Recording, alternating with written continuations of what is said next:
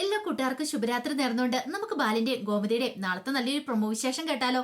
അതിനു മുമ്പായിട്ട് ആദ്യമായി കാണുന്നവരുണ്ടെങ്കിൽ ചാനൽ ഇഷ്ടപ്പെട്ട ഒന്ന് സബ്സ്ക്രൈബ് ചെയ്യാൻ മറക്കരുത്. വീഡിയോ ഇഷ്ടപ്പെടുവാണെങ്കിൽ ലൈക്ക് തരാനും മറക്കരുത് കേട്ടോ. അപ്പൊ നമുക്ക് നേരെ നമ്മുടെ വിശേഷത്തിലേക്ക് പോയാലോ. അങ്ങനെ നാളത്തെ വിശേഷം നമ്മൾ കാണുന്നത് മീനാക്ഷി ആകെപ്പാടെ കലിപ്പാണ്. മീനാക്ഷിക്ക് സഹിക്കാൻ പറ്റുന്നില്ല. കാരണം ട്രെയിനിങ്ങിന് പോകുന്ന കാര്യം പറഞ്ഞു കഴിഞ്ഞപ്പോഴത്തേനും ബാലനാണെങ്കിൽ പോകാനോ പോവേണ്ടതൊന്നും പറഞ്ഞിട്ടില്ല. സാധാരണഗതിയിൽ പൊക്കോളം പറയേണ്ട, ആകാശനം കൂട്ടി പോയിട്ട് വരാൻ പറയേണ്ട. പക്ഷെ അതൊന്നും പറയാത്തോണ്ട് മീനാക്ഷിക്ക് നല്ല ദേഷ്യമായിരുന്നു. അതോടൊപ്പം തന്നെ ശ്രീദേവിയുടെ വാക്കുകൾ, ഞങ്ങൾ കൂടെ പോകാന്ന്, ഞാനും ആനന്ദേട്ടനും കൂടെ. അതൊക്കെ കേട്ട് കഴിഞ്ഞപ്പോഴത്തേനും പെരുത്ത് കയറി ആകെപ്പാടെ വല്ലാത്തൊരവസ്ഥയിലാണ് മുറി വന്നിരിക്കുന്നത്. പിന്നീട് ആകാശിനോട് പറഞ്ഞു, അവർക്ക് സാമാന്യം ഇത്തിരി ബോധമെങ്കിലും ഉണ്ടോ? ഉണ്ടെങ്കിൽ അവരങ്ങനെയൊക്കെ പറയുമെന്ന് ചോദിക്കുക. എന്ത്? അല്ല, എന്റെ കൂടെ ട്രെയിനിങ്ങിന് വരാന്ന്. ആകെപ്പാടെ ഒരു മുറിയാണ് തരുന്നേ. ആ ഒരു മുറിക്കകത്ത് അവര് കിടന്നപ്പറ്റി ഞാൻ എവിടെ പോയി കിടക്കും? ഇത് കേട്ടപ്പോ ആകാശവും, നീ ഒന്ന് സമാധാനപ്പെട്, അവര് വരുന്നൊന്നും ഇല്ലോന്ന് പറയാം. വരുന്നില്ല എന്നും ഇപ്പൊ ആകാശല്ലേ പറയണേ. പക്ഷെ ആ സമയത്ത് അങ്ങനെയൊന്നും അല്ലല്ലോ പറയണേ. സാമാന്യ ബുദ്ധിക്കൊന്ന് ചിന്തിച്ചുകൂടെ എന്നൊക്കെ ചോദിക്കുകയാണ്.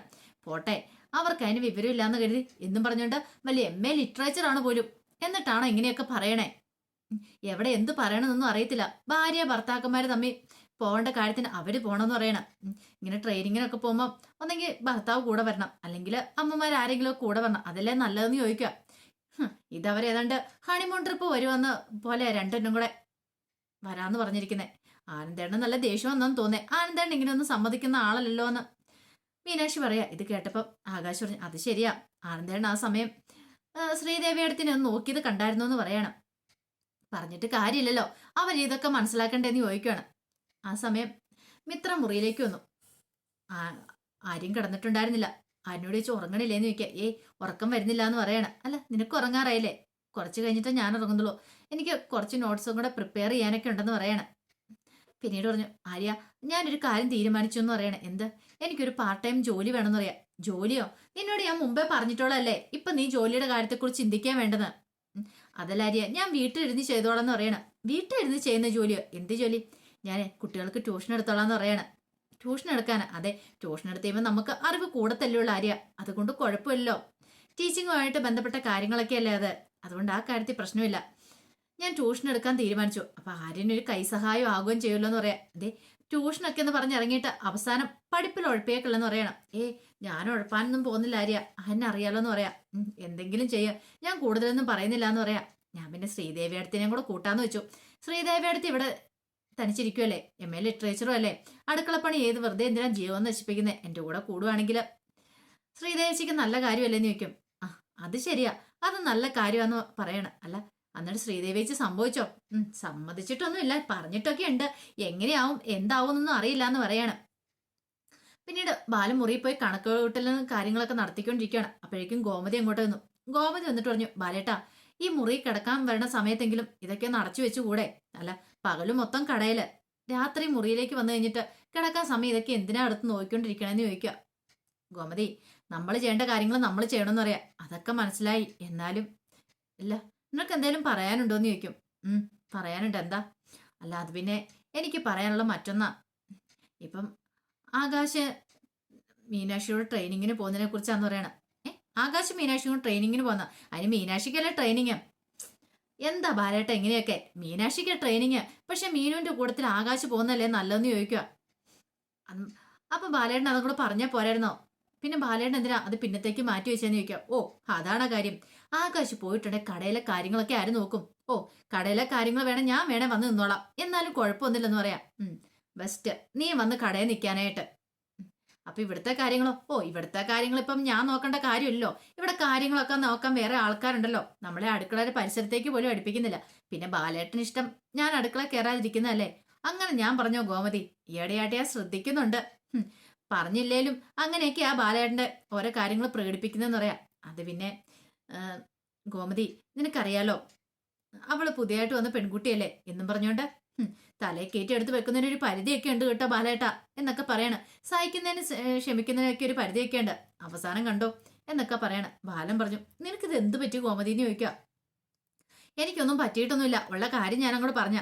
പിന്നെ ആ കാര്യം അങ്ങ് മറന്നുപോയി. പറഞ്ഞുകൊണ്ടിരുന്ന കാര്യം മറന്നുപോയെന്ന് പറയാ. ആകാശിന്റെ മീനാക്ഷിയുടെ കാര്യങ്ങൾ. ഇത് കേട്ടപ്പം ബാലൻ പറഞ്ഞു, അതിപ്പോ ആകാശ് തന്നെ പോണം നിർബന്ധം കേട്ടോ. പിന്നെ പോവാതെ വേറെ ആരാ കൂടെ പോന്നേ? ഭാര്യ ഇങ്ങനെ ട്രെയിനിങ് പോകുമ്പം ആകാശ് കൂടെ പോകുന്നതല്ലേ നല്ലതെന്ന് ചോദിക്കുക. നമുക്ക് ആലോചിക്കാന്ന് പറയാം. അല്ല, ഒന്ന് ആലോചിക്കേ, ഇതുവരെയായിട്ട് അവര് കല്യാണം കഴിഞ്ഞിട്ട് എവിടെയും തനിച്ചു പോയിട്ടുണ്ടോ? ഇതിപ്പോ കൊച്ചി വരെ പോകാൻ കിട്ടുന്ന അവസരമല്ലേ, പോയിട്ട് വരട്ടേനെ. അപ്പോ അന്ന് ടൂറ് പോയതോ? ഓ, എവിടെ? ഹണിമൂൺ ട്രിപ്പ് പോവാന്ന് പറഞ്ഞു കൊടൈക്കനാല് പോയതാ. നല്ല കഥയെ. കുടുംബസമേതം എല്ലാരും കൂടെ പോയി. എന്നിട്ടോ പൂമ്പാറ ക്ഷേത്രത്തിൽ പോവാന്ന് പറഞ്ഞിട്ട് അങ്ങോട്ടേക്ക് പോയി. എന്തൊക്കെ പ്രകടനങ്ങളായിരുന്നു അന്ന് കാഴ്ചവെച്ചേ. ബാലേട്ടൻ അതൊക്കെ മറന്നുപോയോ? ഹോസ്പിറ്റലിലെ ബാലേട്ടന് വയറുവേദന എന്ന് വേണ്ട 100 കൂട്ടം പ്രശ്നങ്ങൾ. ഓ, അത് ചിന്തിക്കാൻ പോലും പറ്റില്ല. അവര് സ്വസ്ഥതയോടെ സമാധാനത്തോടെ 2 ദിവസം പോയി അവിടെ പോയി കഴിഞ്ഞോട്ടെ ബാലേട്ടാന്ന് പറയണേ. ഓഹോ, അപ്പൊ ഈ വീട്ടിലിപ്പോ സ്വസ്ഥത ഇല്ലെന്നാണോ നീ പറയണേ? അതല്ല ബാലേട്ടാ ഞാൻ പറഞ്ഞേ. ബാലേട്ടൊന്നു അവിടുത്തെ ഒന്നുമില്ലെങ്കിലും ചെറുപ്പക്കാരി പിള്ളേരല്ലേ, അവർ ഈ പ്രായത്തിലല്ലേ ഇങ്ങനെ നടക്കേണ്ടത്, അല്ലാതെ വയസ്സും പ്രായമായി കഴിഞ്ഞിട്ടാണോ എന്ന് ചോദിക്കുക. ബാലൻ പറഞ്ഞു, നോക്കട്ടെ എന്നൊക്കെ പറയാണ്. അങ്ങനെ സംസാരിച്ചുകൊണ്ടിരിക്കുകയാണ്. അപ്പോഴാണ് കുറെ പാത്രം എല്ലാം താഴെ വീഴുന്ന ശബ്ദവും ധർമ്മന്റെ ഒരു ഒച്ചപ്പാടും വിളിയും കേട്ടെ. ഓടിവാ, കള്ളൻ കള്ളൻ എന്നൊക്കെ പറഞ്ഞു കിടന്ന് അലറുന്നുണ്ട്. ആ ധർമ്മന്റെ ശബ്ദമല്ലേ നിൽക്കാതെ പാത്രം എന്തൊക്കെയോ വീഴുന്ന ശബ്ദം കേൾക്കുന്നുണ്ടല്ലോ ഗോമതി എന്ന് പറയാ. അല്ല, പുറത്തുനിന്ന് എങ്ങനെയാണോ? പുറത്താരാ പാത്രം എടുത്തിടാനായിട്ട് എന്ന് പറയണം. അകത്തുനിന്നാന്ന് തോന്നിയെന്ന് പറയണം. ബാ നമുക്ക് നോക്കാന്ന് പറയണം. അവരങ്ങോട്ടേക്ക് ഓടിച്ചെന്നപ്പോഴത്തേക്കും ധർമ്മൻ അങ്ങോട്ട് ഓടി വരുവാണ്. ധർമ്മൻ ഓടി വന്നിട്ട് പറഞ്ഞു, അതെ കള്ളൻ, അളിയ കള്ളൻ എന്ന് പറയണം. കള്ളൻ എവിടെ? ഇവിടെ ഉണ്ടെന്ന് പറയണം. എവിടെ? ഇപ്പൊ ഞാൻ കണ്ടു, എന്നെ തട്ടിയിട്ട് പോയെന്ന് പറയണം. നിനക്ക് തോന്നിയായിരിക്കും. ഇല്ല അളിയ, ഞാൻ സത്യമായിട്ട് പറഞ്ഞാന്ന് പറയണം. ഒന്നും മനസ്സിലായില്ല അങ്ങോട്ട് ബാലന്. നീ ശരിക്കും കണ്ടോടാ? ഞാൻ കണ്ടെന്ന് പറയണം. അപ്പൊ ഈ ഒച്ചപ്പാടും ബഹളം എല്ലാം കേട്ട് കഴിഞ്ഞപ്പം ആനന്ദും ബാക്കി എല്ലാരും എഴുന്നേറ്റ് വരുവാണ്. ഈ സമയം ആര്യം നല്ല ഉറക്കമാ. മിത്ര പറഞ്ഞ്, ആര്യം എഴുന്നേക്ക്, അവിടെ ഒച്ചപ്പാടും ബഹളമൊക്കെ കേൾക്കുന്നുണ്ടെന്ന് പറയാം. പോ എന്നൊക്കെ പറഞ്ഞ് ആര്യം വീണ്ടും കിടക്കണം. ആര്യം എഴുന്നേക്കാൻ പറയണ. അങ്ങനെ ഒരു വിധത്തിൽ ആര്യനെയൊക്കെ കുത്തി എഴുന്നേപ്പിച്ച് കൊണ്ടുവന്ന് കഴിഞ്ഞപ്പോ എല്ലാരും ഉണ്ട് ഹാളില്. പിന്നീട് കള്ളൻ എന്നൊക്കെ പറയണ. ഇത് കേട്ട് കഴിഞ്ഞപ്പോ ആനന്ദ് പറഞ്ഞ്, കള്ളനോ? അത് ഇവിടുന്ന് എവിടെയാ, ഇവിടെ എവിടെയാ കള്ളൻ വരുന്നതെന്ന് ചോദിക്കുകയാണ്. അറിയത്തില്ല, ഞാൻ കണ്ടാന്ന് പറയണം, എനിക്ക് പിടികൂടാൻ സാധിച്ചില്ലെന്നൊക്കെ പറയണം. പെട്ടെന്ന് ആര്യം പറഞ്ഞു, ബാ ആനന്ദേട്ടാ നമുക്കൊന്ന് നോക്കിയിട്ട് വരാമെന്ന് പറഞ്ഞുകൊണ്ട് അവരെല്ലോടെ എല്ലാം പോയി നോക്കുകയാണ്. പക്ഷെ അവിടെയൊക്കെ പോയി നോക്കിയിട്ട് ആരെയും കണ്ടില്ല. കള്ളനെ എങ്ങോട്ടെങ്കിലും ഓടി രക്ഷപ്പെട്ട് കാണുമായിരിക്കോ? ഈ സമയത്ത് ബാലൻ പറഞ്ഞു, നീ വല്ല സ്വപ്നം കണ്ടായിരിക്കും ഉറക്കത്തില്ല. അല്ലളിയ, ഞാൻ സ്വപ്നം കണ്ടൊന്നും അല്ല, ഉള്ള കാര്യം പറഞ്ഞെന്ന് പറയാണ്. ഞാൻ എന്തിനാ കള്ളത്തരം പറയണേ? ഞാൻ കള്ളത്തരം പറഞ്ഞൊന്നും അല്ലെന്ന് പറയാണ്. ഈ സമയം ഗോമതി പറഞ്ഞു, എന്റെ ഭഗവാനെ, കള്ളനെങ്ങാനും വീട്ടിനകത്തെങ്ങാനും കേറിട്ടുണ്ടോ? എന്തേലും അടിച്ചു മാറ്റിക്കൊണ്ട് പോയിട്ടുണ്ടോ? ഈ സമയം ബാലൻ പറഞ്ഞു, നമ്മളതിന് ഇത്ര സമയം ഉറങ്ങാതിരിക്കില്ലായിരുന്നോ? പിന്നെ ഇങ്ങനെ നമ്മുടെ കിടക്കുന്ന മുറിയിലൊന്നും കള്ളം കയറിയിട്ടില്ലോ. പിന്നെ ആ കാര്യത്തിൽ എനിക്കൊരു പേടിയും വേണ്ടെന്ന് പറയണം. പെട്ടെന്ന് ശ്രീദേവിക്ക് ഒരു ചങ്കിടിപ്പ്. ശ്രീദേവി പറഞ്ഞു, അതെ ഒരു കാര്യമുണ്ട് അച്ഛാ, ഇവിടെ സ്വർണ്ണങ്ങളൊക്കെ ഇരിപ്പില്ലേന്ന് ചോദിക്കുകയാണ്. ഇത് കേട്ടോ മീനാക്ഷി പറഞ്ഞു, അതെ സ്വർണ്ണമൊക്കെ ഇരിപ്പുണ്ട്, എല്ലാവരുടെ സ്വർണ്ണം ഇരിപ്പുണ്ട്. ഇത് കേട്ടപ്പോ ശ്രീദേവി ഒന്ന് അഭിനയിക്കാൻ തന്നെ തീരുമാനിച്ചു. ഇത് പറ്റിയൊരു അവസരമാണ്. ഈ പേര് പറഞ്ഞു വേണമെങ്കിൽ സ്വർണ്ണം ലോക്കറിലേക്ക് മാറ്റാനെന്നും പറഞ്ഞ് ഇവിടുന്ന് കൊണ്ടാൻ പറ്റും. അങ്ങനെയാണെങ്കിൽ പിന്നെ ആ കാര്യത്തിൽ തനിക്കൊരു പേടി വേണ്ട. സ്വർണത്തിന്റെ കാര്യത്തിൽ ഏറ്റവും കൂടുതൽ ടെൻഷന്. ഇനിയിപ്പോ സ്വർണ്ണം അല്ലെന്ന് ഇവര് അത് കണ്ടുപിടിക്കും. ഇവര് ലോക്കറിൽ കൊണ്ട് വെക്കുന്നതിന് മുമ്പ് തനിക്കത് വീട്ടിലേക്ക് കൊണ്ടുപോകണം. ഇത് നല്ലൊരു അവസരം തന്നെയാണ്. പെട്ടെന്ന് ശ്രീദേവി പറഞ്ഞു, ബാലച്ച, സ്വർണ്ണമൊക്കെയുള്ള വീടല്ലേ, കള്ളം കയറി അടുത്തോണ്ട് പോയല്ലോ. ഈ സമയം ഗോമതി പറഞ്ഞു, ബാലേട്ട അത് ശരിയാന്ന് പറയണം. ബാലൻ പറഞ്ഞ, ഒരു കള്ളനും വന്ന് എടുത്തോണ്ട് പോകാനൊന്നും പോകുന്നില്ല എന്ന് പറയണം. എന്നാലും അതല്ലല്ലോ ബാലേട്ട. അപ്പോഴേക്കും നോക്കാൻ പോയി വന്നിട്ട് പറഞ്ഞു, ഇവിടെ ഇങ്ങനെ കള്ളനൊന്നും കണ്ടില്ലെന്ന് പറയണം. ഇവൻ വെറുതെ മനുഷ്യനെ പേടിപ്പിക്കാനായിട്ട്. അപ്പോഴാണ് അനുശ്രീ അങ്ങോട്ട് എഴുന്നേറ്റ് വരുന്നേ. അനുശ്രീ വന്നിട്ട്, എന്താ എന്താ ഇവിടെ ഒച്ചപ്പാടും ബഹളം എന്നൊക്കെ ചോദിക്കുന്നുണ്ട്. എന്ത്? അല്ല, ഇവിടെ ഒച്ചപ്പാടും ബഹളമൊക്കെ കേട്ടു. കള്ളന് ഇപ്പോഴെങ്കിലും അറിഞ്ഞല്ലോ. എന്റെ ദൈവമേ, കുംഭാരണ സേവയാണോ അനുശ്രീ നടത്തിയെന്നൊക്കെ ചോദിച്ചോണ്ട് ഗോമതി ചീത്ത പറയാണ്. ഈ സമയം ബാലൻ പറഞ്ഞു, അവളെ ചീത്ത പറയുന്നത് എന്തിനാ? അവളിതൊന്നും അറിയാഞ്ഞിട്ടല്ലേ എന്നൊക്കെ ചോദിക്കുകയാണ്. പിന്നീട് അവസാനം ബാലൻ പറഞ്ഞ്, എല്ലാവരോടും പോയി കിടക്കാൻ പറയണം, ഇനി കള്ളനൊന്നും വരത്തില്ല എന്നൊക്കെ പറഞ്ഞ് ആശ്വസിപ്പിക്കുകയാണ്. സ്വർണം ഇരിക്കും ഞങ്ങളുടെ മുറിയിലല്ലേ, അവിടെ ഒന്നും ഒരു കള്ളന് സ്വർണ്ണമൊന്നും എടുക്കാൻ പോകുന്നില്ല. ആ കാര്യത്തിൽ നിനക്ക് ആർക്കും പേടിയൊന്നും വേണ്ടെന്ന് പറയണം. അങ്ങനെ എല്ലാവരെയും കൂടെ മുറിയിലേക്കൊക്കെ പറഞ്ഞു വിട്ടു. പക്ഷേ ശ്രീദേവിക്ക് ഒരു നെഞ്ചിടിപ്പാ. എന്തേലും കാണിച്ചിട്ട് ആ മുക്കോണ്ട് ഇവിടെ നിന്ന് അടിച്ചു മാറ്റിക്കൊണ്ട് പോയാൽ മതിയാവുള്ളൂ. തൻ്റെ വീട്ടിൽ കൊണ്ട് അമ്മയുടെ കൊടുക്കണം. പിന്നെ ലോക്കറി വെച്ചെന്ന് പറഞ്ഞാൽ മതിയല്ലോ. മുറിയിലേക്ക് എന്ന് കഴിഞ്ഞപ്പോഴത്തേനും ശ്രീദേവി ആനന്ദിനോട് പറഞ്ഞു, ആനന്ദേട്ടാ എനിക്കൊരു കാര്യം പറയാനുണ്ടെന്ന് പറയും. എന്താ? അതെ, സ്വർണത്തിന്റെ കാര്യം എന്താ? അത് എത്രയും പെട്ടെന്ന് നമുക്ക് ലോക്കറി കൊണ്ടേ വെക്കണം എന്ന് പറയണം. ഒരു കാര്യം ചെയ്യാം, നാളെ നമുക്ക് വീട്ടിൽ പോകുമ്പോൾ അത് കൊണ്ടാന്ന് പറയണം. വിരുന്നിന് പോകുന്നുണ്ടല്ലോ, ആ സമയത്ത് കൊണ്ടാന്ന് പറയാം. ഇത് കേട്ടതും ആനന്ദ് പറഞ്ഞു, അത് കൊണ്ടാകാനാ? അച്ഛൻ സമ്മതിക്കുമെന്ന് തോന്നുന്നുണ്ടോ എന്ന് ചോദിക്കുക. അച്ഛനോട് പറയാൻ നമ്മളെങ്ങനെ എടുത്തോണ്ട് പോകുന്നതെന്ന് ചോദിക്കുക. അച്ഛനോട് പറഞ്ഞൊന്ന് സമ്മതിപ്പിക്കുക ആനന്ദേട്ടാ. 1ഉം 2ഉം അല്ല, 10-250 പവന്റെ സ്വർണ്ണം ഇല്ലേ, അത് കള്ളം കൊണ്ടാന്ന് പറഞ്ഞാൽ സഹിക്കാൻ പറ്റുന്ന കാര്യമാണോ? സമാധാനപ്പെട്ട് നീ ഇപ്പൊ ഒന്ന് കിടന്നുറങ്ങ്. നാളത്തെ കാര്യം നാളെ നേരം വെളുത്തിട്ടല്ലേ നമുക്ക് സമാധാനം ഉണ്ടാക്കാം. അച്ഛനോട് സംസാരിക്കാം സ്വർണത്തിന്റെ കാര്യമൊക്കെ എന്ന് പറയാണ്.